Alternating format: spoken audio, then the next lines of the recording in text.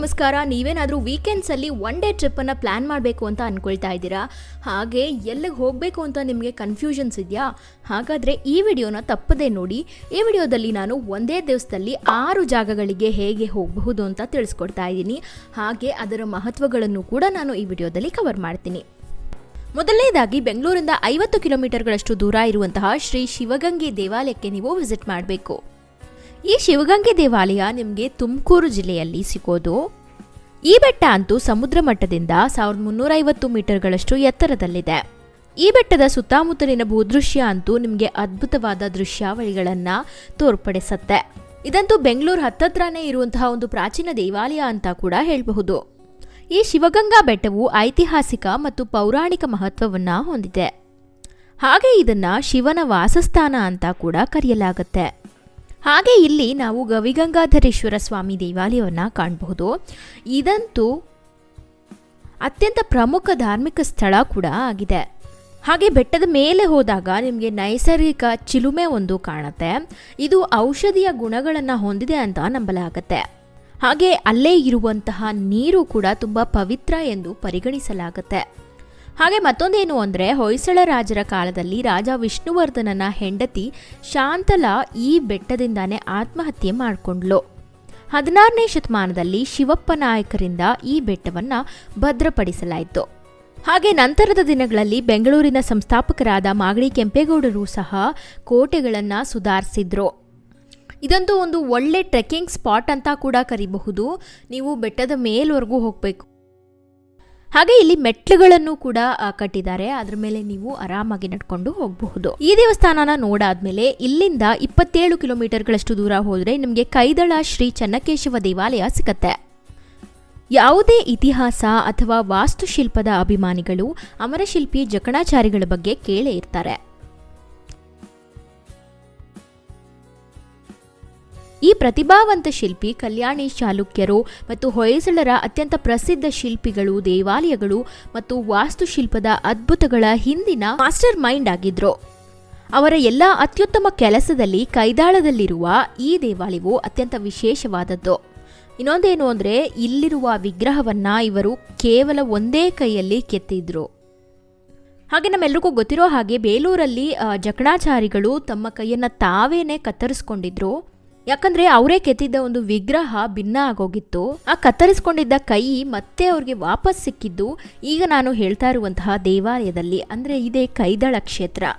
ಈ ಕೈದಳ ಕ್ಷೇತ್ರದಲ್ಲಿರುವ ಚನ್ನಕೇಶವನ ವಿಗ್ರಹದ ಕೆತ್ತನೆ ಮಾಡಾದ್ಮೇಲೆ ಇಲ್ಲಿ ಪ್ರತಿಷ್ಠಾಪನೆ ಆಗಿದ್ದ ದಿವಸ ಅವರಿಗೆ ಕೈ ಮತ್ತೆ ವಾಪಸ್ ಬಂತು.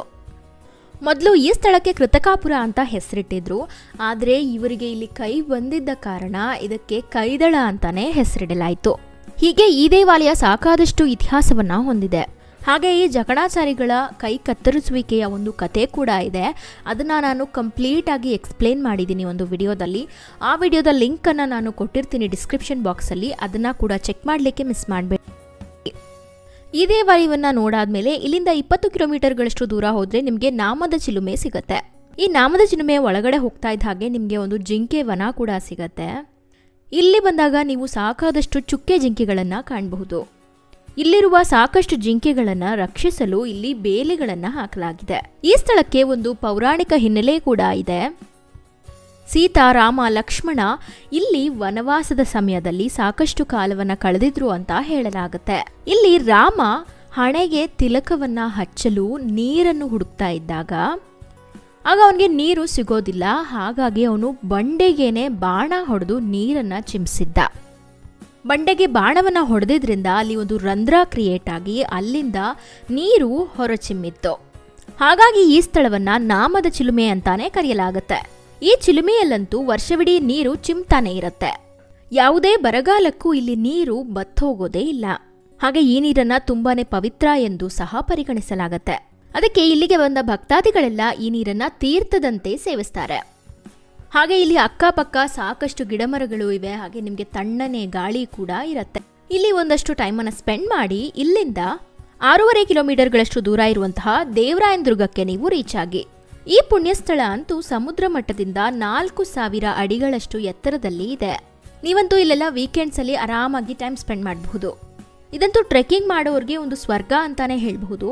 ಯಾಕಂದರೆ ಇಲ್ಲಿ ಸುತ್ತಲೂ ಹಲವಾರು ಗುಡ್ಡಗಳನ್ನು ನೀವು ಕಾಣ್ತೀರಾ. ಹಾಗೆ ಅನೇಕ ವನ್ಯಜೀವಿ ವೈವಿಧ್ಯಗಳು ಕೂಡ ಇಲ್ಲಿ ನಿಮಗೆ ಕಾಣಲು ಸಿಗ್ತವೆ. ದೇವರಾಯನ ದುರ್ಗವು ಪೌರಾಣಿಕ ಮಹತ್ವದಿಂದ ಕೂಡಿದೆ. ಬ್ರಹ್ಮಾಂಡದ ಸೃಷ್ಟಿಕರ್ತನಾದ ಬ್ರಹ್ಮನು ವಿಷ್ಣುವಿನ ಹೆಸರಿನಲ್ಲಿ ಹಲವಾರು ಸಾವಿರ ವರ್ಷಗಳು ತಪಸ್ಸನ್ನ ಆಚರಿಸಿರ್ತಾನೆ. ಆತನ ತಪಸ್ಸಿನಿಂದ ಪ್ರಭಾವಿಗೊಂಡ ಮಹಾವಿಷ್ಣು ಇಲ್ಲಿ ನರಸಿಂಹನ ಅವತಾರದಲ್ಲಿ ನೆಲೆಗೊಂಡಿದ್ದಾನೆ ಅಂತ ನಂಬಲಾಗುತ್ತೆ. ಹಾಗೆ ಸಾಕಷ್ಟು ಪೌರಾಣಿಕ ಪುಸ್ತಕಗಳು ಕೂಡ ಈ ಸ್ಥಳವನ್ನ ಅತ್ಯಂತ ಪವಿತ್ರ ಸ್ಥಳವೆಂದೇ ವರ್ಣಿಸುತ್ತೆ. ಯಾಕಂದ್ರೆ ಯೋಗ ನರಸಿಂಹ ವಿಗ್ರಹದ ಮೂಲಕ ಒಂದು ಪವಿತ್ರ ನೀರು ಹರಿಯುತ್ತೆ. ಈ ನೀರಿನಿಂದಾನೇ ಒಂದು ಕೊಳ ಕೂಡ ಆಗಿದ್ದು ಇದನ್ನ ನಾವು ದೇವಾಲಯದ ಆವರಣದಲ್ಲಿ ಕಾಣಬಹುದು. ಈ ದೇವಾಲಯ ಅಂತೂ ಸುಮಾರು 2000 ವರ್ಷಗಳಷ್ಟು ಹಳೆಯದಾದ್ದು ಅಂತ ಹೇಳಲಾಗುತ್ತೆ. ಹಾಗೆ ಇಲ್ಲಿ ನರಸಿಂಹ ದೇವರಿಗೆ 2 ದೇವಾಲಯಗಳನ್ನು ನಿರ್ಮಿಸಲಾಗಿದೆ. ಒಂದು ಬೆಟ್ಟದ ಬುಡದಲ್ಲಿರುವ ಭೋಗ ನರಸಿಂಹ ಮತ್ತು ಇನ್ನೊಂದು ಬೆಟ್ಟದ ಮೇಲೆ ಯೋಗ ನರಸಿಂಹ ಸ್ವಾಮಿಯ ದೇವಾಲಯವನ್ನ ನೀವು ಕಾಣಬಹುದು. ಈ ದೇವಾಲಯವನ್ನ ನೋಡಾದ್ಮೇಲೆ ಇಲ್ಲಿಂದ ನೀವು 25 ಕಿಲೋಮೀಟರ್ಗಳಷ್ಟು ದೂರ ಹೋದರೆ ಶ್ರೀ ಗೊರವನಹಳ್ಳಿ ಮಹಾಲಕ್ಷ್ಮಿ ದೇವಾಲಯ ನಿಮಗೆ ಸಿಗುತ್ತೆ. ನಮ್ಮ ದೇಶದಲ್ಲಿ ನಮ್ಮ ರಾಜ್ಯ ಪ್ರವಾಸಿಗರ ಆಕರ್ಷಣೆಯಲ್ಲಿ 4ನೇ ಅತ್ಯಂತ ಜನಪ್ರಿಯ ತಾಣ ಅಂತ ಅಂದರೆ ಅದು ಶ್ರೀ ಗೊರವನಹಳ್ಳಿ ಮಹಾಲಕ್ಷ್ಮಿ ದೇವಾಲಯ. ಇದಕ್ಕೆ ಒಂದು ಮುಖ್ಯ ಕಾರಣ ಏನು ಅಂತ ಅಂದರೆ ನಮ್ಮ ರಾಜ್ಯದ ಪ್ರವಾಸಿ ತಾಣಗಳು ದೇಶ ವಿದೇಶಗಳಲ್ಲಿ ಹೆಸರುವಾಸಿಯಾಗಿವೆ. ಅದರಲ್ಲೂ ಇಲ್ಲಿನ ಆಧ್ಯಾತ್ಮಿಕ ಕ್ಷೇತ್ರಗಳಿಗೆ ಎಲ್ಲೆಡೆಯಿಂದ ಪ್ರವಾಸಿಗರು ಆಗಮಿಸ್ತಾರೆ. ಅಂತಹ ಒಂದು ಪ್ರಸಿದ್ಧ ದೇವಾಲಯ ಅಂದರೆ ಅದೇ ಗೊರವನಹಳ್ಳಿ ಮಹಾಲಕ್ಷ್ಮಿ ದೇವಸ್ಥಾನ. ದೇಶದ ಎಲ್ಲ ದೇಗುಲಗಳಂತೆ ಈ ದೇಗುಲಕ್ಕೂ ಕೂಡ ತನ್ನದೇ ಆದಂತಹ ಸುಂದರವಾದ ಇತಿಹಾಸ ಇದೆ. ಈ ದೇವಾಲಯದಲ್ಲಿ ಪೂಜಿಸಲ್ಪಡ್ತಾ ಇರುವಂತಹ ಮಹಾಲಕ್ಷ್ಮಿ ದೇವಿ ಸ್ವಯಂ ಉದ್ಭವಗೊಂಡಿರುವುದು ಅಂತ ನಂಬಲಾಗುತ್ತೆ. ಸ್ಥಳೀಯ ಇತಿಹಾಸಕಾರರ ಪ್ರಕಾರ ಈ ದೇಗುಲ ಸುಮಾರು 200 ವರ್ಷಗಳ ಇತಿಹಾಸವನ್ನ ಹೊಂದಿದೆ. 1900ರ ದಶಕದ ಆರಂಭದಲ್ಲಿ ಈ ಹಳ್ಳಿಯಲ್ಲಿ ಅಬ್ಬಯ್ಯ ಎಂಬ ಒಬ್ಬ ರೈತ ವಾಸಿಸ್ತಾ ಇದ್ದ. ಅವನಿಗೆ ಈ ವಿಗ್ರಹ ಸಿಕ್ತು ಅಂತ ಹೇಳಲಾಗುತ್ತೆ. ಆತ ತನ್ನ ಮನೆಯಲ್ಲಿ ಈ ವಿಗ್ರಹವನ್ನ ಪೂಜಿಸಲಾರಂಭಿಸ್ತಾನೆ. ಆ ಸಂದರ್ಭದಲ್ಲಿ ದೇವಿ ಅವನಿಗೆ ಸಂಪತ್ತು ಮತ್ತು ಸಮೃದ್ಧಿಯನ್ನ ಆಶೀರ್ವದಿಸ್ತಾಳೆ. ತನಗೆ ಅನಾಯಾಸವಾಗಿ ದೊರೆತ ಸಂಪತ್ತನ್ನ ಆತ ದಾನಕ್ಕೆ ಅಂತ ಸಂಪತ್ತನ್ನ ಹಂಚಿಬಿಡ್ತಾನೆ. ಈತನ ಸಮಾಜ ಸೇವೆಯ ಗೌರವಾರ್ಥವಾಗಿ ಮನೆಗೆ ಲಕ್ಷ್ಮೀ ನಿವಾಸ ಎಂದೇ ಜನ ಹೆಸರನ್ನು ಕೂಡ ಇಡ್ತಾರೆ. ಅಬ್ಬಯ್ಯನ ಸಹೋದರ ತೋಟದಪ್ಪ ಕೂಡ ಅಬ್ಬಯ್ಯನ ಜೊತೆಯಲ್ಲೇ ಕೆಲಸ ಮಾಡ್ತಾ ಇರ್ತಾನೆ. ಆತ ಕೂಡ ಮಹಾಲಕ್ಷ್ಮೀ ದೇವಿಯನ್ನ ಪೂಜಿಸಲಾರಂಭಿಸ್ತಾನೆ. ಒಂದು ರಾತ್ರಿ ದೇವಿ ಪ್ರತ್ಯಕ್ಷಳಾಗಿ ತನಗೆ ಒಂದು ದೇವಾಲಯವನ್ನ ನಿರ್ಮಿಸುವಂತೆ ಹೇಳ್ತಾಳೆ. ಆ ಆದೇಶದ ಪ್ರಕಾರನೇ ಆತ ದೇವಾಲಯವನ್ನು ಕೂಡ ನಿರ್ಮಿಸ್ತಾನೆ. ಈ ಗುಡಿಯಲ್ಲಿ ಆ ವಿಗ್ರಹವನ್ನ ಪೂಜಿಸಲು ಆರಂಭಿಸ್ತಾರೆ ಅಲ್ಲಿರುವಂತಹ ಜನರು. ಆಗ್ಲಿಂದ ಇಲ್ಲಿ ದೇವಿಯನ್ನ ಪೂಜೆ ಮಾಡಲಾಗ್ತಾ ಇದೆ ಅಂತ ಕೂಡ ನಂಬಲಾಗುತ್ತೆ. ಹಾಗೆ ಈ ಗೊರವನಹಳ್ಳಿಯ ಶ್ರೀ ಮಹಾಲಕ್ಷ್ಮಿ ದೇವಾಲಯವು 1900ರ ದಶಕದ ವಿಶಿಷ್ಟವಾದ ದಕ್ಷಿಣ ಭಾರತದ ವಾಸ್ತುಶಿಲ್ಪಕ್ಕೆ ಒಂದು ಸುಂದರವಾದ ಉದಾಹರಣೆ ಕೂಡ ಆಗಿದೆ. ಕರಕುಶಲ ಕೆತ್ತನೆ ಪುಷ್ಪಾಲಂಕಾರಕ್ಕೆ ಈ ದೇಗುಲ ಪ್ರಸಿದ್ಧ. ಈ ದೇವಾಲಯವನ್ನ ನೀವು ನೋಡಾದ್ಮೇಲೆ ಇಲ್ಲಿಂದ ಕೇವಲ 1 ಕಿಲೋಮೀಟರ್ ದೂರ ಇರುವಂತಹ ತೀತಾ ಡ್ಯಾಮ್ಗೆ ನೀವು ವಿಸಿಟ್ ಮಾಡಬಹುದು. ಇದಂತೂ ಒಂದು ದೊಡ್ಡ ಡ್ಯಾಮ್. ಇದನ್ನ 1988ರಿಂದ 84ರ ಅವಧಿಯಲ್ಲಿ ಕಟ್ಟಲಾಗಿದೆ. ಈ ಡ್ಯಾಮ್ನ ಸುತ್ತಮುತ್ತಲೂ ಅಂತೂ ನಿಮಗೆ ತಣ್ಣನೆ ಗಾಳಿ ಮತ್ತು ಶಾಂತತೆ ಇರುತ್ತೆ. ಆರಾಮಾಗಿ ನೀವು ಇಲ್ಲಿ ಹೋಗಿ ಸ್ವಲ್ಪ ಹೊತ್ತು ಕಾಲ ಕಳಿಬಹುದು. ಇದಂತೂ ಈ ದೇವಸ್ಥಾನದ ಹತ್ರ ಇರುವಂತಹ ಒಂದು ಗುಪ್ತರತ್ನ ಅಂತಾನೆ ಕರಿಬಹುದು. ಸುಮಾರಷ್ಟು ಜನರು ಗೊರವನಹಳ್ಳಿ ದೇವಾಲಯಕ್ಕೆ ಹೋಗ್ತಾರೆ, ಆದರೆ ಈ ಡ್ಯಾಮ್ ಅವ್ರಿಗೆ ಗೊತ್ತಿರೋದಿಲ್ಲ.